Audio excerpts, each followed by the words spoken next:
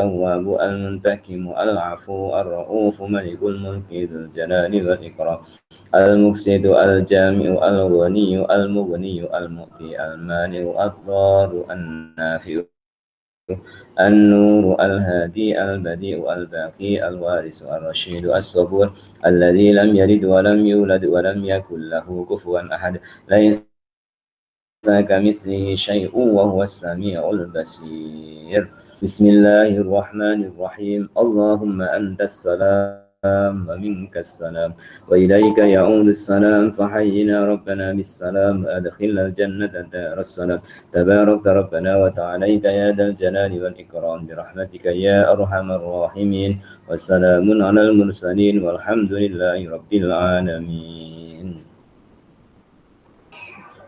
Muslimin muslimah jamaah pengajian Ihfazillah Yahfazka yang dikasihi dan semoga dirahmati oleh Allah Subhanahu wa taala. Memuji serta bersyukur kita kepada Allah. Telah didahului oleh orang-orang sebelum kita sebagai contoh dan teladan. Khususnya contoh teladan dari para nabi dan para rasul, juga para wali. Utamanya adalah contoh teladan dari baginda Rasulullah Muhammad SAW. Dalam hidup kita didahului oleh orang yang sebelum kita, karena sebentar nanti kita akan digantikan pula oleh orang yang selepas kita. Dalam perjalanan menikmati kehidupan dunia, dalam perjalanan berhadapan dengan susah dan senang, suka dan duka, Allah beri peluang kita untuk bersama-sama belajar, bersama-sama mengaji, juga bersama-sama untuk memberi peringatan kepada diri masing-masing melalui kitab Ihfazillah Yahfazka, jagalah Allah, Allah akan menjagamu. Tidak lupa salam dan sholawat terlebih dahulu kepada junjungan kita Nabi Agung Rasulullah Muhammad Sallallahu Alaihi Wasallam. Kita semua merindukan kebaikan, dan hakikatnya kerinduan kita kepada kebaikan adalah merindukan Allah Tuhan yang Maha Baik, juga merindukan orang yang sangat baik, yaitu insan yang mulia yang menjadi pemimpin para nabi dan para rasul dan menjadi rahmatan lil alamin, tidak lain adalah baginda Rasulullah Muhammad sallallahu alaihi wasallam. Kajian kitab Ihfazillah Yahfazka akan menyambung muka surat 400, kisah-kisah Allah mengabulkan doa. Karena adalah hak Allah tanpa dipengaruhi oleh hambanya, maka bentuk Allah mengabulkan doa itu berbeda-beda. Waktunya juga berbeza, tempatnya juga berbeza, caranya juga berbeza. Mungkin doanya sama dalam bentuk kata, tapi Allah mengabulkan dalam bentuk yang berbeda dalam kenyataan hidupnya. Doanya sama, Rabbana atina fid dunya hasanah wa fil akhirati hasanah wa qina azabannar. Seorang petani doa dengan doa itu. Seorang pedagang doa dengan doa itu. Seorang bisnis doa juga dengan doa itu. Bahkan seorang pelajar berdoa juga dengan doa itu. Orang sehat doa dengan doa itu. Orang sakit doa juga dengan doa itu. Dan keadaan yang berbeda yang dialami oleh manusia, doanya dengan doa itu. Doanya sama, cara Allah memperkenankan berbeda. Karena Allah yang lebih tahu keadaan hambanya. Allah yang lebih tahu keperluan hambanya. Doa Rabbana Atina untuk seorang peniaga yang berdoa dengan doa itu tentu cara Allah Ta'ala mengabulkan dan memperkenankan dalam bentuk yang berbeza. Oleh itu, kisah-kisah yang telah kita pelajari yang berlalu dan kisah yang akan kita pelajari, sungguh manusia tidak dapat memaksa Allah. Jangankan memaksa, menyuruh pun tak dapat. Jangan sekali-kali berprasangka atau berpersangkaan dengan Allah bahwa sebab kita berdoa Allah memperkenankan. Terus bagaimana?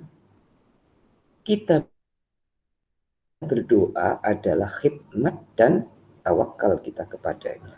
Terserah Allah akan memberi yang terbaik kepada hamba yang berdoa. Maka kisah-kisah yang telah berlalu dan pagi ini akan ditambahkan beberapa kisah lagi, insya Allah menambah keyakinan. Satu, bahwa Allah Tuhan yang maha mendengar doa. Dua, Allah Tuhan yang maha menjawab doa atau permintaan hamba. Nomor tiga, Allah maha memperkenankan, pasti memperkenankan. Dengan catatan bukan seperti yang kita kehendaki. Kalau memang Allah Ta'ala memperkenankan seperti yang kita kehendaki, karena Allah maha tahu bahwa si fulan ataupun orang itu telah bersedia untuk menerima dan adalah baik untuk dia. Jika tidak seperti yang kita kehendaki, kita harus lapang dada kepada Allah, karena Allah yang lebih tahu yang manakah yang lebih baik untuk hambanya. Di muka surat 400 ada kisah.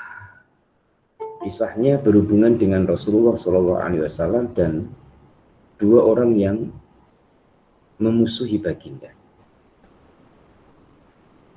Kisahnya berbunyi mengenai Amir bin Tufail dan Arbad bin Qais yang hendak membunuh Rasulullah SAW.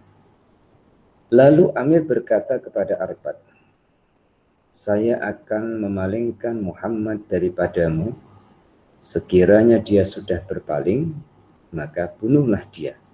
Itu makar atau siasah cara. Dalam keadaan legal, bunuhlah dia. Maka kedua orang ini pun pergi bersama dengan Rasulullah SAW. Yang seorang mengajaknya berbincang, sementara yang seorang lagi berusaha untuk menikamnya dengan pedang. Akan tetapi dia tidak dapat melaksanakannya. Karena Rasulullah SAW terpelihara dari tangan jahat manusia. Akhirnya, Rasulullah SAW mengetahui bahwa kedua orang ini hendak membunuhnya. Maka baginda pun berdoa, Allahumma akfinihi bima syi'ta. Ya Allah, peliharalah aku daripada kejahatan orang ini dengan cara apa saja yang engkau kehendaki. Titik dulu. Muslimin dan muslimah rahimakumullah. Tentu mendengar ataupun membaca kisah ini, walaupun belum selesai saya bacakan kisahnya. Muslimin muslimah yang penuh perhatian akan mendapatkan pelajaran walaupun berbeda. Maka saya berusaha untuk menyatukan atau menyamakan persepsi dan pengajaran dari kisah ini. Nomor satu, baik dan buruk. Saya tanya dan saya tahu jawabannya. Puan-puan, tuan-tuan suka kebaikan atau keburukan? Pasti jawabannya suka kebaikan. Pertanyaan yang kedua, coba kita sambung ke Allah. Allah suka baik atau suka tidak baik? Pasti kita akan jawab Allah suka kebaikan. Maka Allah suruh kita untuk banyak-banyak buat kebaikan. Dan Allah menyampaikan dalam Al-Quran berulang kecintaan Allah kepada orang yang melakukan kebaikan. Wallahu yuhibbul muhsinin. Allah suka orang yang buat baik. Itu yang pertama. Yang nomor dua, sekarang pelaku. pelakunya adalah manusia. Rasulullah SAW salah satunya, kemudian Amir bin Tufail, kemudian Arbad bin Qais. Rasulullah bertemu dengan dua orang ini. Kita naik saksi selamanya bahwa Rasulullah adalah orang baik. Rasulullah orang baik. Bukan hanya orang baik, orang yang paling baik. Orang yang terbaik adalah Rasulullah. Kemudian dua orang, Amir bin Tufail, Arbad bin Qais, dengan kisah yang kita dengar tadi, orang baik ke orang jahat? Orang jahat karena merancang, membuat tipu daya untuk membunuh Rasulullah SAW. Berarti ada dua, orang baik, orang jahat. Di hadapan Allah, pasti Allah akan menolong orang baik. Rasulullah orang yang terbaik dalam menghadapi suasana. Rasulullah kembali ke Allah dengan doa, Allahumma kfinihi bima syi'ta. Ya Allah, peliharalah aku. Asalnya makna akfini itu cukupkanlah aku. Kafa itu artinya cukup.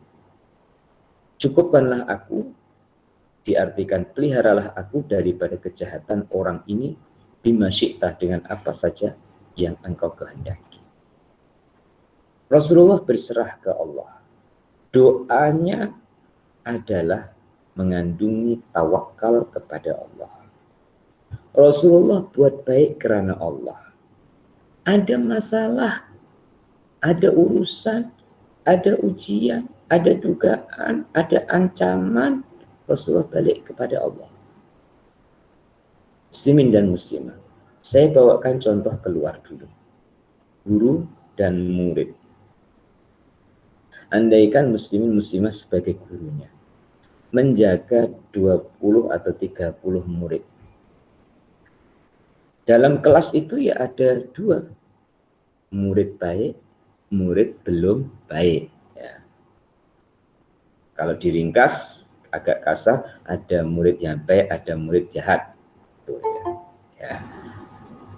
Kemudian murid yang baik dengan yang murid tak baik ini berbeza perangai, kesibukannya berbeda. Yang baik itu selalu ulang kaji pelajarannya. Yang tidak baik selalu kacau temannya. Ini dalam satu kelas. Kemudian yang baik, yang selalu ulang kaji pelajaran ataupun hafalannya, dikacau dengan murid yang tidak baik ini. Kemudian bertekak antara yang baik dengan yang tak baik ini, bertekak. Bertengkar mulut, belum sampai pukul memukul. Ya. Artinya yang baik ini mengingatkan kepada yang tidak baik. Jangan bising, jangan kacau, jangan ganggu orang. Ya. Tapi ini tak dengar cakap. Masih saja kacau, bahkan semakin menjadi-jadi. Muslimin dan muslimah, cikgunya pun datang. Ketika cikgu datang, adakah cikgu akan memperlagakan ataupun mempertemukan yang baik dengan yang tidak baik ini supaya gaduh? Udah, kalau macam itu kamu bertengkar saja. Pasti tidak. Seorang cikgu akan menyelesaikan dengan cara berhikmah. Dan yang baik ini tentu perasaannya lebih tenang. Ketika cikgu naik angin ataupun cikgunya marah, yang baik ini mesti hatinya tenang. Tapi yang jahat ini hatinya susah. Hatinya resah dan tidak tenang. Karena hukuman adalah kepada yang tidak baik. Perlindungan adalah kepada yang baik. Ini baru antar manusia dengan manusia. Dengan Allah tentu lebih itu karena Allah lebih maha tahu. Yang ketiga terlebih dulu adalah muslimin dan muslimah. Rasulullah selalu buat baik. Itu pun masih ada orang yang tak suka. Saya ulang, Rasulullah itu selalu buat baik. Itu pun masih ada yang tidak suka. Rasulullah selalu buat baik. Itu pun masih ada orang yang hendak membunuhnya. Karena inilah dunia. Mungkin kepada kita sendiri, dari kebaikan yang mampu kita lakukan, tak semua orang suka. Sekali lagi, dari kebaikan yang mampu kita lakukan, karena kita jangan terlalu merasa baik. Ya. Dari yang mampu kita lakukan, kebaikan itu ada yang orang tak suka. Kemudian dengan tidak suka itu ada yang berusaha yang tidak baik untuk kita. Ketika terjadi seperti itu, kemudian kita berdoa kepada Allah. Berserah kepada Allah. Allah yang akan atur. Apa yang akan terjadi? Ada dua nantinya. Nomor satu, Allah Ta'ala akan melindungi. Seperti Rasulullah SAW dilindungi oleh Allah Ta'ala dari kejahatan dua orang ini. Yang nomor dua, orang yang hendak buat jahat itu ya, jadi kejahatannya kepada kita. Andaikan mau mukul itu jadi pukul dengan kita. Padahal kita sudah berdoa. Malah doanya ikut-ikut kepada Rasulullah punya doa Allahumma akfini bima syi'ta. Ternyata dia jadi pula pukul kita. Apakah itu tidak Allah perkenankan doa? Bukan demikian cara menyimpulkan. Allah Ta'ala mengurangkan dosa kita. Karena mungkin kita pernah dosa memukul orang lain, maka orang lain memukul kita. Rasulullah SAW tidak pernah buat jahat. Selalu buat baik. Tapi ada orang yang tidak suka, bahkan ada orang yang hendak membunuhnya.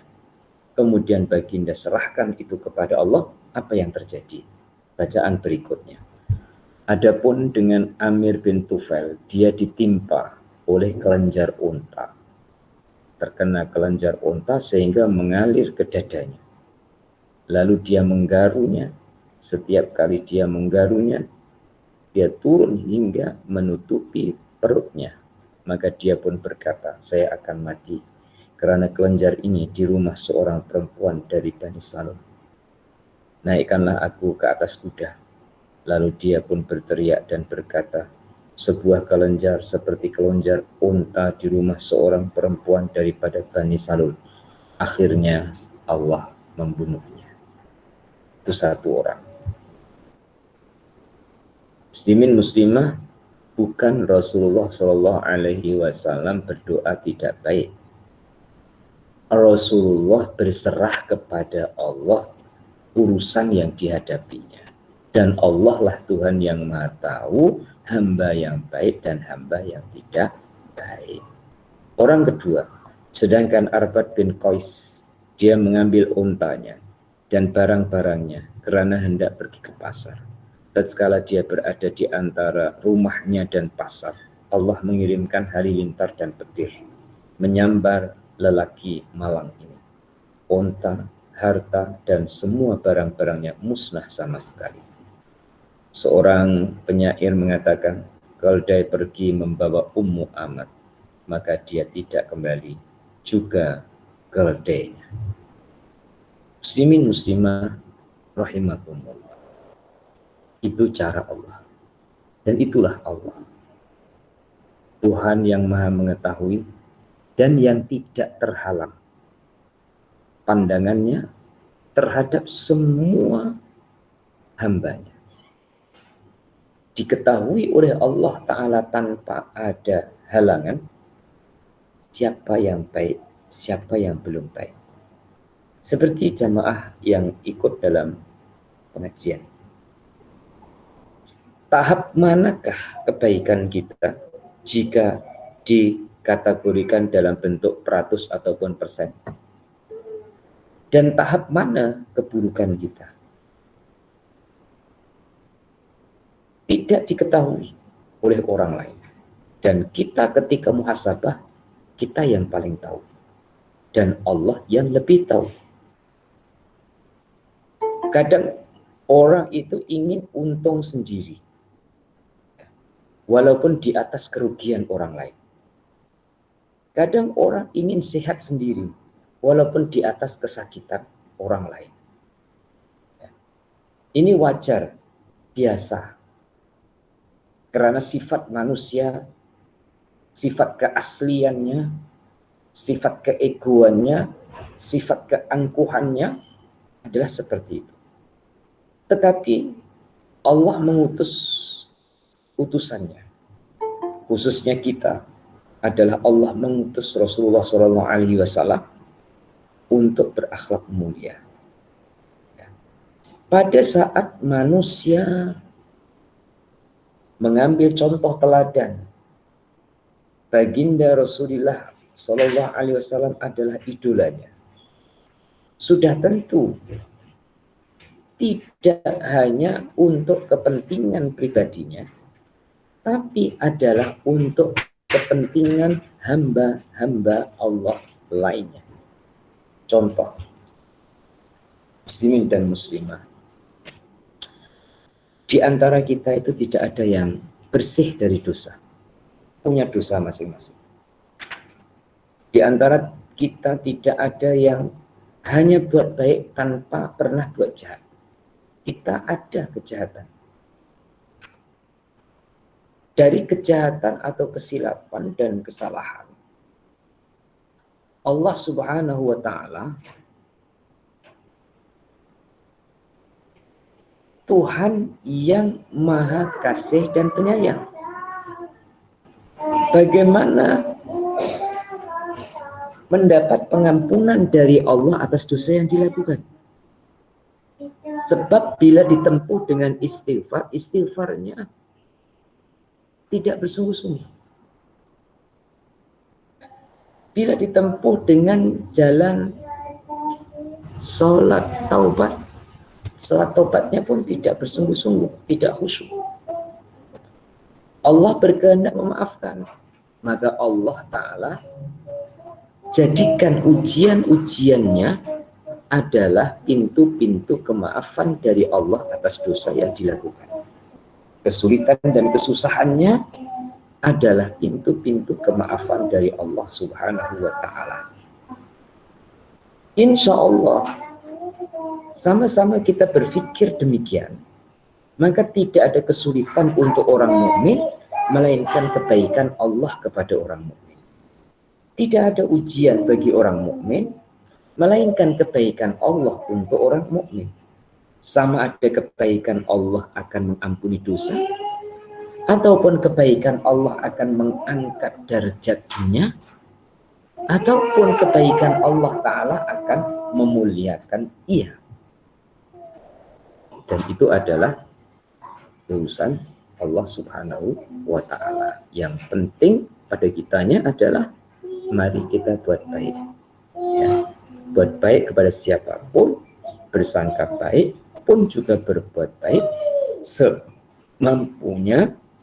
Kemudian kita sudah buat baik, ternyata menghadapi sesuatu yang itu menjadikan kita susah ataupun takut atau khawatir ataupun bimbang. Nah, disitulah peranan doa penyambung hubungan dengan Allah Subhanahu wa Ta'ala. Kisah berikutnya.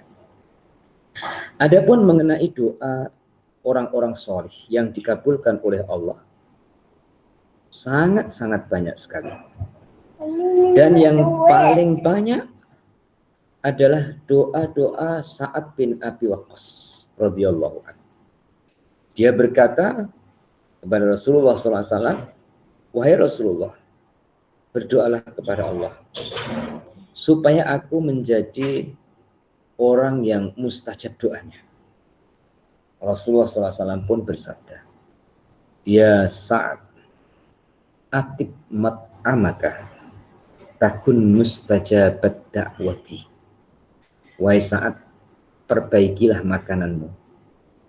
Niscaya kamu akan menjadi orang yang doanya mustajab. Muslimin dan muslimah jamaah ihfazillah yahfazka.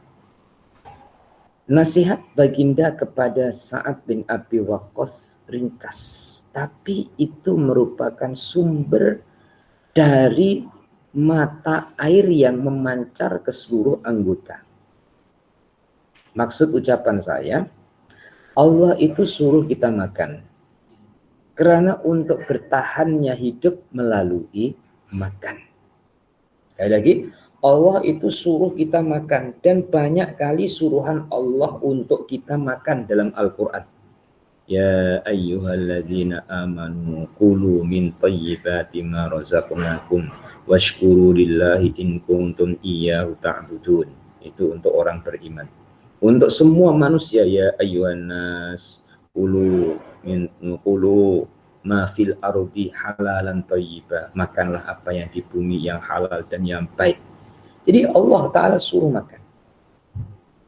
Ternyata makan akan jadi ibadah. Dan makan itu pula akan mengingatkan kekuasaan dan keagungan Allah yang maha hebat. Muslimin dan muslimah, saat kita makan, makanan masuk ke dalam mulut kita. Bayangkan dan semoga tidak, andaikan lidah tidak dapat bergerak, rahang gigi tidak dapat mengunyah, kemudian tegak tidak dapat menelan, kemudian lidah tidak dapat untuk memindah-mindahkan makanan ke kanan ke kiri yang dikunyah oleh gigi geraham kanan dan kiri. Apa jadi? Proses dan saat kita makan itu adalah saat kita merasakan sangat agungnya Allah. Saat kita merasakan hebatnya Allah. Bukan hanya menciptakan makanannya, tetapi adalah anggota untuk menikmati makanan itu. Yang pernah sakit sampai makan di suap, ya, bahan-bahan karena badannya lemah. Itu pun muslimin muslimah selagi masih dapat mengunyah dan menelan, masih banyak kenikmatan ya Allah Ta'ala beri. Tapi kalau sudah tidak dapat menelan, mengunyah, tuan-tuan dan puan-puan, adalah Allah telah hilangkan atau angkat nikmat daripada makanan itu sendiri. Nah, nasihat baginda kepada Sa'ad bin Abi Waqqas, kamu perbaiki makan. Tuan-tuan, perbaiki makan dalam hubungan syariat adalah makanan yang halal. Ya. Perbaiki makanan dalam hubungan hakikat adalah yang Allah ridha. Bukan hanya halal, tapi thayyiban, menuju kepada keridhaan. Bila makanan telah terjaga, kata baginda, takun mustajabat dakwah. Doamu akan mustajab. Doamu akan diperkenankan. Ternyata kita mencari halal, mencapai atau mendekati 100% takkan jumpa kecuali satu. Puan-puan cari halal 100% tidak akan jumpa kecuali satu. Sudahlah, sama-sama kita berhati-hati. Sehati-hatinya orang yang berhati-hati, tetap ada percampuran dengan yang subhat. Puan-puan, padi tanam sendiri, umpama ya, padi itu tanam sendiri. Kemudian dipelihara sendiri, dibaja sendiri, dipotong sendiri. Setelah dipotong, ya semuanya sendiri, di tanahnya sendiri. Kemudian dikupas sendiri, dikeluarkan kulitnya. Tapi ini agak mustahil lah, puan-puan. Saya berhenti ditanam sendiri. Kalau kupas itu sudah dengan mesin. Mesin itu pula sudah mulai ada hubungan dengan orang lain karena puan-puan bukan dan tidak mampu menciptakan mesin untuk mengupas padi. Belum lagi nanti mesin untuk menanak ataupun memasak. Belum lagi nanti ada hubungannya dengan current ataupun dengan elektrik. Belum nanti hubungannya dengan lauk yang ada minyak goreng. Sedangkan dalam kilang minyak goreng ataupun pabrik minyak goreng, saham itu dimiliki oleh muslim ataupun non-muslim yang lebih besar. Jadi percampuran itu akan ada. Tak payah jauh-jauh lah, seperti ini kopiah yang saya pakai. Bahan-bahan. Lapisan satu kita lihat yang buat adalah orang muslim. Tapi yang punya kilang kain ini, yang punya kilang benang, kemudian angkutan yang digunakan untuk angkat dari kilang kepada kedai ataupun ke pasar raya, tetap kita akan bertemu dengan yang subhat. Percampuran-percampuran yang boleh mempengaruhi kehalalannya. Tinggal satu saja. Dalam hidup kita ini ingin yang halal, puan-puan, satu. Jika puan-puan mampu, dan semoga saya mampu, walaupun tidak setiap hari, apa? Ketika turun air hujan, puan-puan terus tadah air hujan dengan mulut puan-puan, ataupun dengan tangan. Jangan dengan ceduk. Karena ceduk itu ada hubungannya dengan kilang, ada hubungannya dengan pekerja, ada hubungan dengan transportasi untuk sampai ke tempat penjualan. Kalau memang ada air hujan turun dari langit, kemudian kita mendongak masuk ke mulut kita, ataupun kita tadah pakai tangan kita, kemudian kita minum, itulah satu-satunya yang betul-betul 100% halal. Muslimin dan muslimah. Tapi kalau sudah lalu genteng, ya puan-puan, hujan turun lalu genteng, kemudian ikut ke saluran airnya, itu sudah melalui perkara-perkara yang berkemungkinan adalah syubhat, sebab gentingnya, kilangnya dari mana, kemudian saluran airnya lagi, maka langsung tadah hujan dari langit tanpa bekas, tangan kita sebagai bekasnya atau sebagai alatnya, kemudian kita minum. Insya Allah itu adalah yang 100% halal. Selain itu pasti ada percampurannya. Nah, ini adalah kajian ulama mencari 100% halal hanya ada pada air hujan yang kita tadah dengan tangan kita sendiri tanpa melalui perantara. Bermakna yang lainnya, nasi di dapur kita atau beras di dapur kita, sayur di dapur kita, kendaraan yang kita pakai, perabot rumah yang kita simpan atau yang ada di dalam rumah kita, bahkan sampai tudung yang kita pakai, kacamata yang kita pakai, kopiah kita pakai, baju yang kita pakai, ini tetap ada percampuran dan perhubungan dengan sesuatu yang sifatnya adalah syubhat. Bagaimanapun juga bukan menakut-nakuti, tapi mengajak kita berhati-hati. Tidak dapat semua, jangan tinggal semua. Ustaz, kalau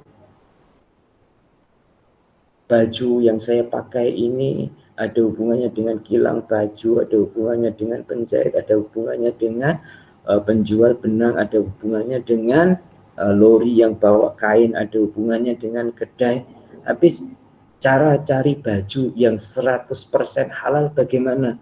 Dan jika tidak menemui, apakah tidak berbaju? Kita pakai kaidahnya Imam Ghazali, ma la yudraku kulluhu la yutraku kulluhu. Kalau tak dapat semua 100% halal, ya, lakukan yang mampu untuk kita lakukan. Ya, para jemaah yang dirahmati oleh Allah Subhanahu wa taala, di dalam Islam telah digariskan rezeki yang lebih dari yang kita perlukan itu adalah dizakatkan. Ada satu lagi yang saya lupa, semoga Allah maafkan. Nomor satu tadi adalah yang 100% halal itu air hujan, kemudian kita tadah, kita minum. Yang nomor dua, 100% halal itu ketika kita darurat. Bahasa Arabnya darurat. Ya, pelan-pelan. Tidak makan kecuali darurat. Itu insya Allah makanan kita itu halal. Karena apabila tidak makan, mati. Nah, makanan itu akan jadi halal. Dan ini sulit untuk dipraktekkan. Puan-puan, jangankan tidak makan mati, belum lapar sudah makan. Sebab terlalu banyak makanan. Ya. Kalau memang puan-puan menahan tidak akan makan kecuali dalam keadaan darurat, maka saat darurat itu puan-puan bisa mengubah statusnya makanan itu yang asalnya subhat jadi halal. Bahkan bukan asalnya subhat jadi halal, dari asalnya haram boleh jadi halal. Kalau dalam keadaan darurat. Seperti dalam Al-Quran, famanit turra fala isma alaih. Kalau orang itu dalam keadaan darurat, entah itu yang ada adalah bangkai itu haram, tapi dalam keadaan ia jika tidak makan mati, maka walaupun bangkai halal bagi dia. Berarti ada dua yang disimpulkan oleh ulama. Tadi saya teringat baru satu, tapi yang satu ini puan-puan dan para jemaah sekalian adalah lebih mudah dari yang kedua. Sebab yang kedua ini untuk peringkat dalam keadaan darurat, jamaah ihfazillah yahfazka, jarang ataupun sulit untuk seperti itu. Tapi yang nomor satu ini, kok tiba-tiba tengah hari nanti hujan, kami di sini semalam hujan, ingin dapat rezeki 100% halal, keluar dari rumah, ya, kemudian tadah tangannya, kemudian minum, halal lah itu, karena itu langsung dari Allah Subhanahu wa Ta'ala. Ya. Jangan yang melalui genting dulu, jangan yang melalui saluran air, ya, pokoknya tanpa atap ditadah. Berarti pesan Rasulullah SAW kepada Sa'ad bin Abi Waqqas mudah untuk kita dengar dan semoga Allah mudahkan untuk kita mengamalkan. Langkah-langkahnya. Bagaimana lebihan yang Allah Ta'ala beri adalah untuk kepentingan bersama. Saya ulang, kelebihan yang Allah Ta'ala beri untuk kepentingan bersama. Kelebihan yang Allah Ta'ala bagi untuk kepentingan bersama, berapa baju yang kita lebih, ya, puan-puan, kemudian belum lagi harta-harta yang lain.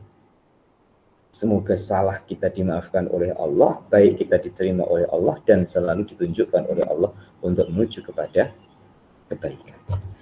Kisah-kisah berikutnya saya teruskan. Dalam kitab Sahih Muslim, bahwa Rasulullah SAW menyebutkan ada seorang lelaki yang sangat jauh perjalanannya, yang kusut rambutnya dan badannya berdebu. Dia mengangkat kedua tangannya ke langit dan berdoa, wahai Tuhanku, sementara makanannya daripada yang haram, minumannya juga daripada yang haram, pakaiannya dari yang haram, diberi makanan dari yang haram, bagaimana mungkin doanya akan dikabul? Muslimin dan muslimah, ini syariatnya demikian. Jadi syarat dalam doa adalah segala sesuatunya halal, bukan haram. Maka Allah tetap Maha mendengar, itu tetap Allah Tuhan Maha mendengar. Maha menjawab juga tetap Maha menjawab. Tetapi penghalang bukan dari Allah, penghalangnya adalah dari diri kita sendiri. Maka jangan mudah kecewa ataupun salah persangkaan dengan Allah Ta'ala, tapi jadilah hamba yang selalu ingat dan bersabar terhadap diri sendiri agar supaya dapat pelajaran di sebalik doa yang diungkapkan. Selanjutnya, di antara kisah yang menarik dari saat ini yaitu bahwa ada seorang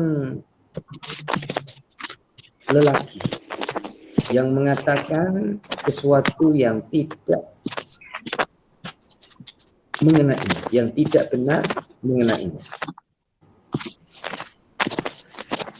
Dia berkata bahwa ini tidak menghukumi dengan adil. Saat tidak menghukumi dengan adil. Dia juga tidak berlaku adil terhadap rakyatnya dan tidak ikut dalam pasukan perang yang dikirimnya. Maka beliau berdoa ke atasnya, sekiranya dia berbohong, semoga Allah memanjangkan umurnya dan menimpanya dengan berbagai fitnah. Maka Allah telah memanjangkan umurnya dan menimpakannya dengan berbagai fitnah, sehingga dua alis mata orang tua itu jatuh ke matanya. Dia juga selalu menghadang wanita-wanita di jalan kota Kufah, seraya berkata, saya orang tua yang dapat ujian karena terkena sumpahnya saat. Muslimin dan muslimah, Allah itu adil dan bijaksana. Kisah yang kita dengar bukan saat menganiaya, tetapi sahabat Sa'ad adalah dilindungi oleh Allah Ta'ala dari kejahatan-kejahatan di sekelilingnya. Sama ada kejahatan dalam bentuk fitnah bicara, ataupun kejahatan dalam bentuk fisik menganiaya ataupun memukulnya. Oleh itu, hakikatnya kekasih-kekasih Allah Ta'ala itu hatinya selalu tenang. Ala inna awliya Allah la khaufun alaihim wa lahum yahzanun. Sebab hidupnya dipersembahkan kepada Allah, maka Allah lah yang akan mengatur perlindungan kepada hamba yang mempersembahkan hidupnya kepada tuannya. Muslimin dan muslimah. Dan itu ditiru oleh manusia, walaupun manusia tidak mampu untuk meniru 100%. Puan-puan kerja dengan kerajaan ataupun gabungan, ataupun kerja kilang, ya, maka ada insurans untuk mengawal jika terjadi kemalangan, ataupun jika terjadi kebakaran, ataupun terjadi sesuatu yang memerlukan pembiayaan. Ya. Sedangkan pada Allah Subhanahu wa Ta'ala tentu kawalan dan perlindungan menyeluruh, ya, tidak sekian persen. Ya. Kemudian kita pun memuji Allah, hasbunallah wa ni'mal wakil, ni'mal maula wa ni'man nasir. Nah, orang-orang yang dikasihi oleh Allah karena ia kasih dengan Allah, orang-orang yang mempersembahkan hidupnya kepada Allah, Allah yang akan melindunginya. Tentu kita ini ingin dapat seperti itu, maka mari kita jaga hubungan dengan Allah. Allah akan jaga kita sesuai dengan hadis Nabi yang dijadikan tajuk dalam kitab ini, ihfazillaha yahfazka. Kisah berikutnya, ada seorang lelaki datang dan mencela Ali bin Abi Thalib tatkala dia berada di sebelah Sa'ad bin Abi Waqqas. Maka dia berkata, jangan kamu mencela saudaraku. Lantas dia pun berdoa, ya Allah, berilah kami daripada kejahatannya dengan cara apa saja yang engkau kehendaki. Seperti doanya baginda, Allahumma akfini bima syi'ta. Lalu ada seekor unta yang berjalan dari Kufah dan orang-orang terlambat darinya. Lalu dia menghampiri laki-laki tadi dan menendang dengan kedua kakinya hingga dia mati. Kisahnya ada diceritakan oleh Az-Zahabi dalam kitab Syiar A'lam An-Nubala. Muslimin dan muslimah titik. Ada keyakinan bahwa terjadi hukum balasan itu bukan di akhirat saja, tapi terjadi hukum balasan itu di dunia. Maka nasihat orang-orang tua, jangan menyakiti orang jika kamu tidak ingin disakiti. Jangan kamu cubit orang jika kamu tidak ingin dicubit. Jangan pukul orang jika kamu tidak ingin dipukul. Jangan mengumpat orang jika kamu tidak ingin diumpat. Artinya, percaya ada hukum balasan. Nah, saya buatkan contoh real dalam hutang piutang ya. Dalam hutang piutang. Kebaikan itu adalah simpanan, keburukan itu adalah ibarat hutang. Ya. Kebaikan adalah simpanan, keburukan itu hutang. Pada saat kebaikannya bertambah, tapi di satu sisi keburukannya juga bertambah.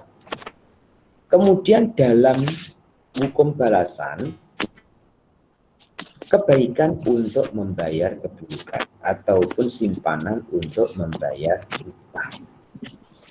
Nilai hutang lebih besar dari simpanan.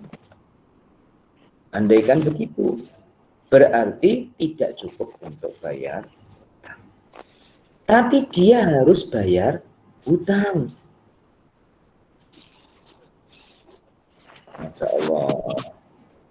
Di Melayu atau di Malaysia pernah dengar cerita lama ya. Benarnya wallahu a'lam, cuma kecil-kecil saya dulu ada cerita namanya Siti Nurbaya. Ya. Siti Nurbaya, anak orang kampung, ya. Bapaknya punya utang, kemudian anak perempuannya itu dijadikan tebusan untuk bayar hutang. Ya. Muslimin dan muslimah. Hartanya untuk bayar hutang itu tak cukup, anaknya ya diminta oleh tuan yang memberi pinjaman atau hutang itu untuk dijadikan istri. Sudah, itu tidak perlu dipanjang lebarkan. Artinya rela untuk membayar hutang dengan cara memperkerjakan dirinya dengan orang yang dia punya hutang. Tentu sistem Allah Subhanahu wa Ta'ala lebih canggih daripada yang terjadi di antar sesama manusia. Karena Allah mengetahui ya'lamu sirra wa akhfa. Orang ini punya kebaikan. Di satu sisi orang ini pula punya kejahatan. Di satu sisi orang ini kejahatannya melebihi kebaikannya. Bagaimana supaya kebaikannya itu melebihi kejahatannya? Maka datanglah ujian untuk menaikkan pahalanya ataupun menaikkan pangkat dan juga derajatnya. Atau muslimin muslimah, datangnya ujian itu melalui dia berdoa kepada Allah.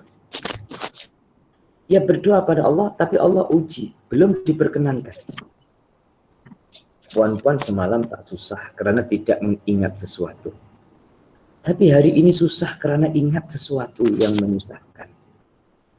Dan ingatnya sesuatu yang menyusahkan itu menyebabkan puan-puan mau angkat tangan dan berdoa. Itu seringkali terjadi kepada kita. Semalam senyum tertawa, hari ini susah dan duka cita. Jadi duka cita itu menyebabkan kita mau angkat tangan. Semalam tak angkat tangan pun makan ada, seronok, tertawa, bercerita, tak doa. Satu hari tak doa. Assalamualaikum, assalamualaikum, dan sebelahnya ada kawannya cerita lagi. Tapi pada hari ini Allah Ta'ala hadapkan dengan sesuatu yang menyebabkan dia boleh angkat tangan dan juga berdoa. Jadi kalau kita lihat itu hidup kita itu kadang ya lucu. Kenapa kamu doa tidak semalam, doa harus hari ini? Oh, semalam saya tak ingat perkara itu, hari ini ingat. Nah, yang mengingatkan itu siapa? Tentu jawabannya mengingatkan itu Allah, dan Allah tolong kita supaya angkat tangan. Tapi di satu sisi Allah Ta'ala tahu kalau kamu berdoa, itu syarat-syarat doa tak cukup. Makanan kamu tak halal. Sedangkan syarat doa diperkenankan adalah harus makanannya halal. Kemudian syarat-syarat doa lagi harus dalam keadaan suci dan juga bersih. Pokoknya syarat-syarat doa itu tak cukup, tapi Allah perkenankan dia untuk angkat tangan dan doa. Sebab di sebalik itu, jika Allah Ta'ala belum memperkenankan, kemudian dia sabar dan sadar. Dua, sabar dan sadar. Bahasa Malaysia sedar. Dia sabar dan sedar. Artinya, sabar, dia percaya Allah Ta'ala satu masa mesti akan memperkenankan. Dan ia sadar, siapalah aku di hadapan Allah Ta'ala. Tapi aku puas, aku diperkenankan bisa berdoa walaupun belum diberikan oleh Allah Subhanahu wa taala. Nah, yang seperti ini bermain dalam hidup kita. Yang seperti ini berjalan ya di dalam hidup kita. Maka jika kita dengar cerita tentang Sayyidina Ali, tentang Sa'ad bin Abi Waqqas, doanya seakan-akan lepas saja berdoa terus diperkenankan oleh Allah Ta'ala. Ya, kita menghadapkan terhadap diri kita masing-masing. Karena hati Sayyidina Ali berbeda dengan kita, imannya juga berbeda, ikhlasnya juga berbeda, sabarnya juga berbeda, bersih kotor hatinya juga berbeda, maka kita ikuti kebaikan-kebaikannya dan kita tidak harus menentukan apa yang diberikan oleh Allah Ta'ala kepada kita di bawahnya. Adapun Al-A'la Al-Hadrami, ketika para sahabat menghadapi musim kemarau, dia sebagai panglima pasukan tersebut telah berdoa, ya Ali, ya Azim, ya Hakim, ya Alim, berilah kami minum. Maka datanglah awan pekat yang dan menurunkan hujan. Muslimin dan muslimah, ya, kita bisa tiru kata-katanya, tapi kita belum tentu bisa tiru hatinya. Kata-katanya kita bisa tiru, ya Ali, ya Azim, ya Hakim, ya Alim, berilah aku minum. Ya. Bisa kita tiru, tapi hatinya belum tentu kita bisa tiru. Karena ada hatinya hamba-hamba Allah Ta'ala itu dalam mengatakan seperti itu dan mengungkapkan seperti itu dengan mesra, bukan dengan kecewa. Bahkan ada, dan ini jangan ditiru dulu, ya, pelan-pelan. Berkata-kata seperti itu di hatinya, ya Allah, Engkau Tuhan yang Maha Pemurah. Keperluanku yang Engkau perkenankan itu tidak mengurangkan kekayaanmu. Bahkan ada yang lebih ekstrim lagi, ya Allah, minta kecil seperti takkan Engkau tak bagi. Ya, para jemaah sekalian. Tapi itu tidak akan bisa dilakukan melainkan orang yang sudah mesra. Minta sikit akan tak bagi, ya Allah. Puan-puan berani cakap seperti itu. Ya. Kalau puan-puan cakap seperti itu dan levelnya adalah level kita, adalah kurang ajar. Kurang ajar. Tapi kalau orang itu memang sudah mempersembahkan hidupnya kepada Allah, kemudian dia lihat kepada orang lain, ya Allah, hamba-hambamu kelaparan, hamba-hambamu kehausan. Engkau Tuhan yang Maha Kaya. Takkan Engkau kedekut dengan hamba yang sedang kelaparan itu, berilah ya Allah. Nah, itu level-levelnya para wali-wali Allah Ta'ala. Hatinya itu yang kita belum mampu untuk meniru. Kalau kata-katanya bisa kita menirunya. Keadaan hatinya. Ya, dari beberapa kisah yang saya bacakan ini tadi, semoga kita dapat mengambil ya, pengajaran dan intisarinya. Ya, bukan hanya kata-kata dan kisahnya. Saya teruskan lagi. Ketika dia ingin menyeberangi lautan, lalu dia memohon kepada Allah agar membekukan air laut ini untuk mereka. Lalu air laut itu pun beku. Dan mereka pun berjalan di atasnya. Dan yang hilang dari mereka hanya bakul tempat makanan kuda. Ketika itu datanglah seorang lelaki dan dia melihat bakul itu hanya di laut. Dan bakul tersebut sama sekali tidak disentuh oleh air laut. Maka dia pun mengambilnya. Ini bahasanya orang kita adalah keramat. Orang itu keramat, boleh jalan di atas air. Muslimin dan muslimah rahimakumullah. Allah Ta'ala tunjukkan ilmunya dalam bentuk syariat. Dan Allah tunjukkan ilmunya dalam bentuk hakikat. Kebanyakan orang awam Allah tunjukkan kekuasaan Allah dan keluasan ilmu Allah dalam bentuk syariat. Contoh, puan-puan dari Selangor ke Kedah umpama. Zaman dulu belum ada kendaraan, jalan kaki, makan hari, makan minggu. Ya. Kemudian sekarang sudah ada kendaraan, sudah ada tol, naik kereta bukan hanya hari, jam, beberapa jam sudah sampai.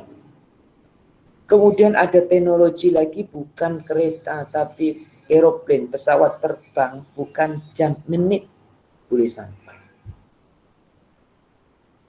Itu keluasan dan kesempurnaan ilmunya Allah Subhanahu wa Ta'ala. Jauh bisa jadi dekat.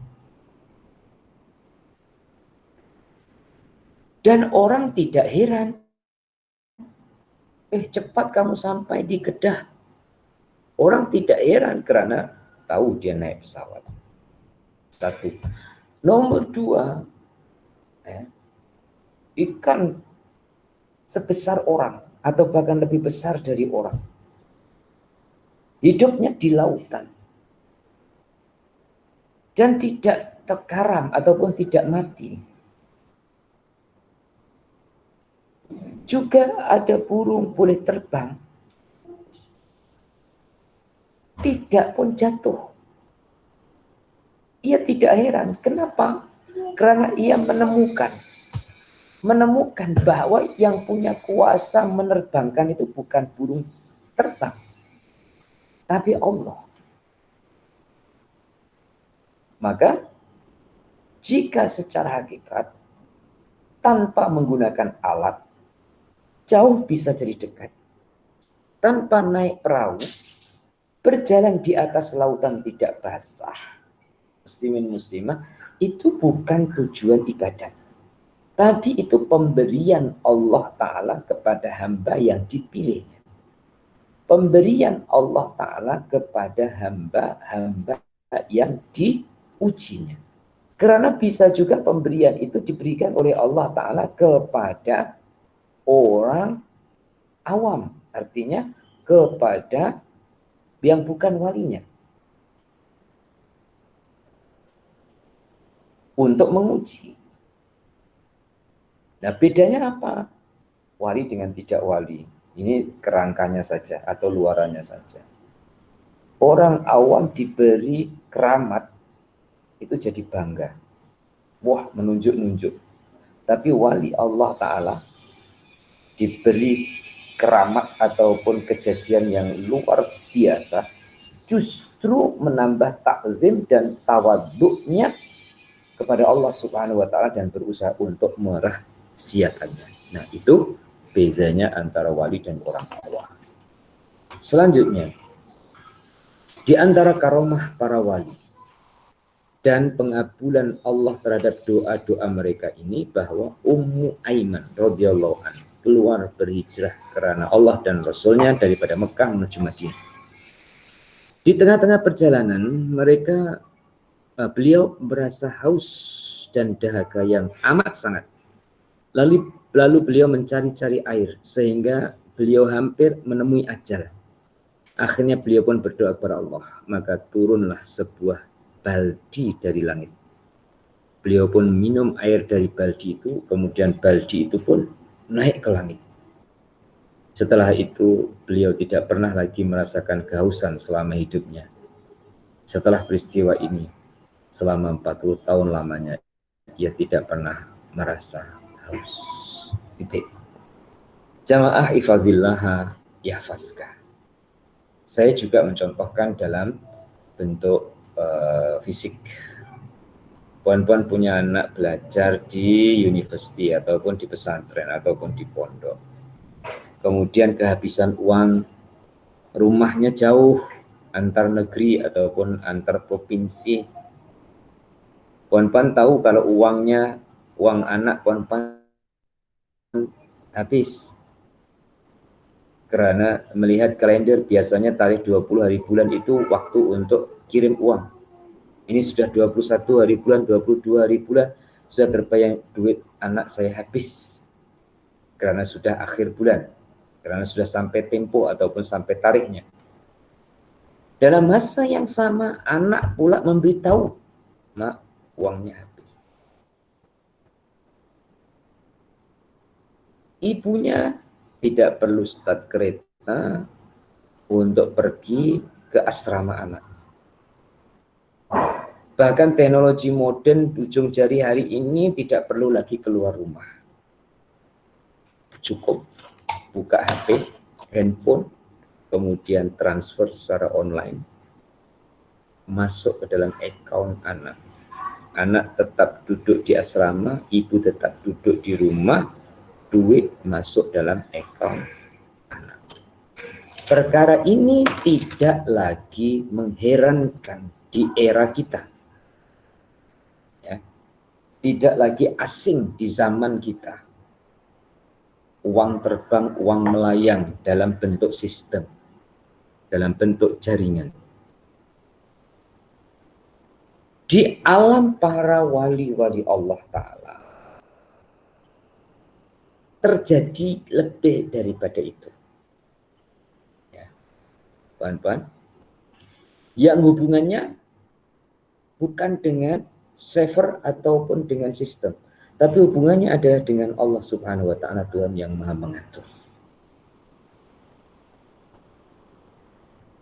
Allah Tuhan yang mengatur, manusia berada dalam aturannya, siapa berserah Allah akan memberi pertolongan kepadanya.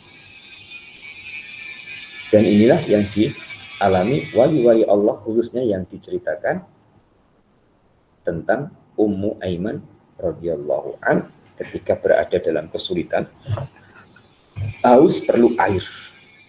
Datang air dari Allah Ta'ala. Kalau yang saya contohkan dalam bentuk fisik, hubungan kemanusiaan, anak kehabisan uang perlu uang. Tak sampai 5 menit dapat uang.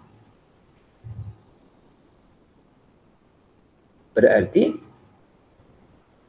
maha benar Allah, maha kasih Allah kepada hamba-hambanya.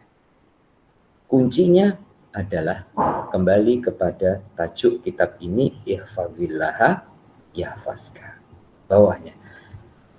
Sedangkan Bara' bin Malik radhiyallahu an, Rasulullah SAW pernah berkata tentang dirinya, Rubba di dhoma rabbni Rubba di dhoma roini lau aqsama ala Allah la abarrahu minhumul barra'u ibnu Malik. Berapa banyak orang yang mempunyai dua pakaian yang compang-camping, apabila bersumpah kepada Allah maka Allah akan membebaskannya. Di antara mereka itu adalah Bara' bin Malik. Artinya orang yang tidak kelihatan, yang tidak menampakkan hubungan mesranya dengan Allah Subhanahu wa Ta'ala. Dan Allah memberitahu kepada baginda ada hamba Allah Ta'ala yang jenisnya seperti Bara' bin Malik, yang tidak nampak dari lahiriahnya kalau ia adalah orang hebat. Pada suatu peperangan, dia ikut serta bersama kaum muslimin. Maka mereka berkata, wahai Bara', demi Allah, kami memohon kepadamu supaya kamu bersumpah kepada Allah pada hari ini agar dia memberikan kemenangan kepada kita. Dia berkata, kalau begitu tunggu saya sebentar. Lalu dia pun pergi untuk mandi, memakai pakaian kafan dan membawa pedangnya. Lalu dia berdoa, ya Allah, aku bersumpah kepadamu supaya menjadikan aku orang yang pertama sekali mendapat kesyahidan dan memberikan kemenangan kepada kaum muslimin pada hari ini. Maka dia benar-benar menjadi orang yang pertama kali mendapat kesyahidan, dan dengan izin Allah kaum muslimin pun memperolehi kemenangan. Demi muslimah, sekali lagi perhatikan hatinya, perhatikan rohaninya, perhatikan jiwanya yang berserah ataupun diserahkan dengan Allah Subhanahu wa Ta'ala. Nah, berserah dan diserahkan kepada Allah itu dengan cara satu, menjaga syariatnya. Ya. Nomor 2, menjaga hubungan persangkaan baik kepada Allah Subhanahu wa Ta'ala. Syariatnya kita jaga, ada halal, wajib, makruh, mubah, sunnah, ya. Ada larangan, ada tegahan. Di sebalik itu pula ditambah menjaga hubungan dengan Allah Ta'ala, karena Allah selalu berhubungan baik dengan hambanya, maka semoga kita juga selalu berhubungan baik dan bersangka baik dengannya. Cukup ini untuk pagi hari ini, muslimin muslimah. Insya Allah yang akan datang kita akan sambung ya, pada bagian meminta doa dari orang-orang yang soleh. Semoga semua panjang umur, sehat tubuh badan, dan bertemu kembali di minggu hadapan. Kita akhiri bersama dengan baca doa. Bismillahirrahmanirrahim. Allahumma sholli wa sallim ala sayyidina Muhammad wa ala ali sayyidina Muhammad. Alhamdulillahirabbil alamin. Allahumma rzuqna ilman nafi'a wa amalan sholihan maqbulan wa rizqan halalan thayyiban wasi'an mubarakan. Allahumma hdina binurika ilaika wa akimna bisidqi ubudiyyati baina yadayka wa 'allimna min ilmikal mahzun wa sunna bisirrismikal masun. Juga doa hajat dari jamaah ya, jamaah Ifadillah Yahfazka. Ada dimaklumkan ada saudara yang karam ataupun hilang di sungai, dan urusan-urusan lainnya ya, kita hadapkan kepada Allah yang terbaiknya. Hasbunallah wa ni'mal wakil, ni'mal maula wa ni'man nasir. Innana sami'na munadiya yunadil iman an aminu bi rabbikum fa amanna waghfir lana dzunubana wa kaffir anna sayyi'atina wa tawaffana ma'al abrar. Rabbana wa atina ma wa'adtana ala rasulika wa la tukhzina yaumal qiyamah innaka la tukhliful mi'ad. Wa sallallahu ala sayyidina Muhammad wa ala alihi wa sahbihi wa sallam. Alhamdulillahi rabbil alamin. Taqabbalallahu minkum inna wa minkum taqabbal ya karim. Cukup sekian, hadanallahu wa iyyakum ajmain wal afu minkum. Assalamualaikum warahmatullahi wabarakatuh.